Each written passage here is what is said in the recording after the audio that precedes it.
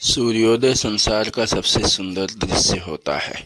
रात के अंधेरे के बाद सूर्य उगते हैं, चारों तरफ उजाला फैल जाता है और उगते सूर्य के चारों तरफ लालिमा फैल जाती है। उस दृश्य की सुंदरता की कल्पना करना असंभव है।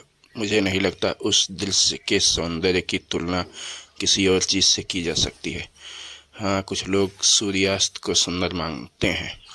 संसार में ज़्यादातर लोग सनसेट या सूर्यास्त को देखना और उसके मज़े लेने को बहुत विश्रांत करने वाला अनुभव बताते हैं, लेकिन मेरे अनुभव से सुबह उगते सूर्य के सौंदर्य के आगे ये सब फीका है।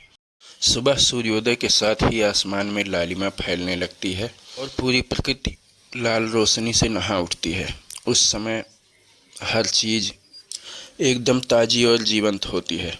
इस तरह से सुबह प्रातःकाल का भ्रमण और उस समय के सौंदर्य का दर्शन, उस समय ताज़ी जीवंत एकदम रोशनी से नहाई हुई जगती हुई प्रकृति का दर्शन मन को बहुत ही आह्लादित और प्रसन्न कर देती है, जो हमारे मानसिक और शारीरिक स्वास्थ्य के लिए परम आवश्यक होती है। इस तरह से हम देखते हैं कि मानसिक स्वास्थ्य के लिए मन और तन से खुश और प्रसन्न होना कितना आवश्यक होता है।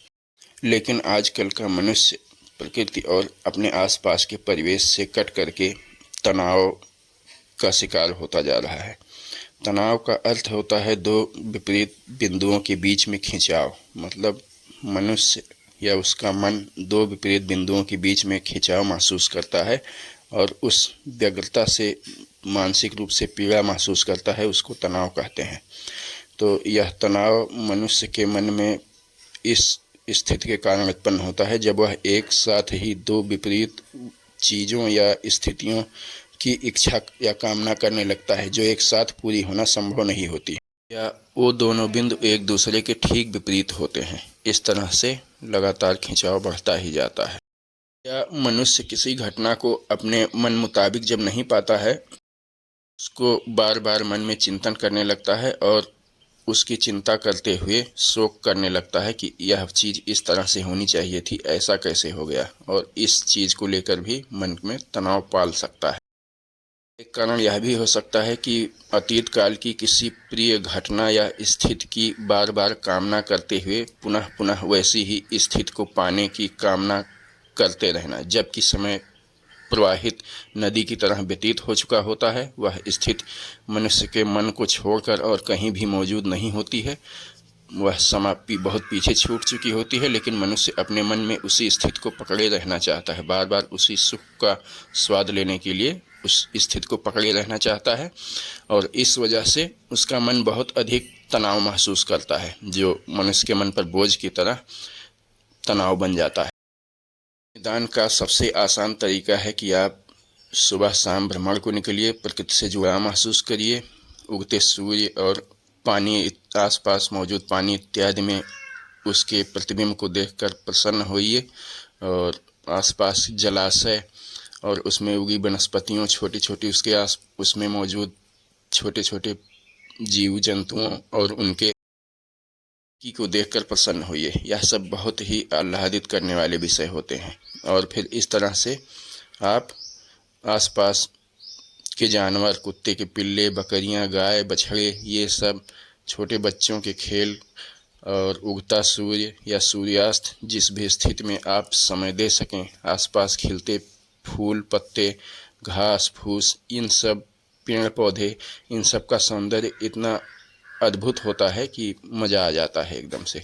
गाय बछड़े भी मन को बहुत विश्रांत करने वाले होते हैं। आजकल तो मैंने अभी पढ़ा था, साल 2 साल पहले, ब्रिटेन में किसानों के पास जिन्होंने गायें पाल रखी हैं, लोग वहाँ पे जाते हैं और लगभग 150, 200 पाउंड रुपए उनको देते हैं, ब्रिटिश मुद्रा होती है पाउंड, उनको दे करके और उन गायों के साथ खेलते हैं, उनको गले लगाते हैं, उनसे लिपटते उपटते हैं। तो अब हम समझ सकते हैं, बचपन में ही हमारे यहाँ तो आदिकाल से ही भगवान श्री कृष्ण गायों से खेलते थे। भगवान शिव हैं, बैल नंदी पे ही सवारी करते हैं। इस तरह से तमाम भगवान देवी देवताओं के साथ गाय और ये सब पशु पक्षी हमारे संबंधित हैं। तो बच्चों को खेलते हुए देखना, उनकी झगड़े और बदमाशियाँ, ये सब भी मन को एकदम से हल्का फुल्का और प्रसन्न कर देते हैं। बच्चों के खेल, उनके बचकानेपन, ये सब भी मन को प्रसन्न करने वाली चीज़ें होती हैं। मैं कभी कभी सोचता हूँ कि हम लोग जीने की बजाय जीने की तैयारी ही करने में समय को ज़ाया कर रहे होते हैं। हम जीना बहुत पहले बचपन से जब किशोरावस्था में प्रवेश करते हैं या फिर वहाँ से युवावस्था में, तब जीना भूल जाते हैं और किसी न किसी चीज़ की तैयारी में हमेशा लगे रहते हैं। तो बच्चे हमें फिर जीवन में प्राप्त होते हैं इसलिए ताकि हम उनको देख करके फिर से जीना सीख सकें। और हमें वाकई बच्चों से उनकी हरकतें देख करके हमको जीना सीखने की आवश्यकता होती है। यह ईश्वर प्रदत्त उपहार है। और आसपास के सूर्योदय या सूर्यास्त का दर्शन करने से और आसपास के इस तरह से हम आसपास की प्रकृति से एक जुड़ाव महसूस करेंगे और तनाव की स्थिति से पार हो जाएंगे। यह भी होता है कि अपने आसपास के परिवेश से या प्रकृति से कट जाना और अपने आप में ही बंद हो जाना, एक टापू या द्वीप की तरह है, एक कमरे की तरह से इस तरह से बंद हो जाना कि आसपास के परिवेश से कट जाएं। दरअसल मनुष्य कहीं भी या कोई भी जीव जंतु कहीं भी एक दूसरे से कटा हुआ नहीं है। हम प्रकृति से, दूसरे जीव जंतुओं से तमाम रूपों में जुड़े हुए हैं। तो कुत्ते हैं, बिल्लियां हैं और दूसरे पशु पक्षी हैं, ये सब किसी न किसी रूप में जुड़े हुए हैं। केवल मनुष्य ही प्रकृति से कटकर अलग सा हो गया हुआ लगता है। यह स्थिति काफ़ी हद तक तनाव के लिए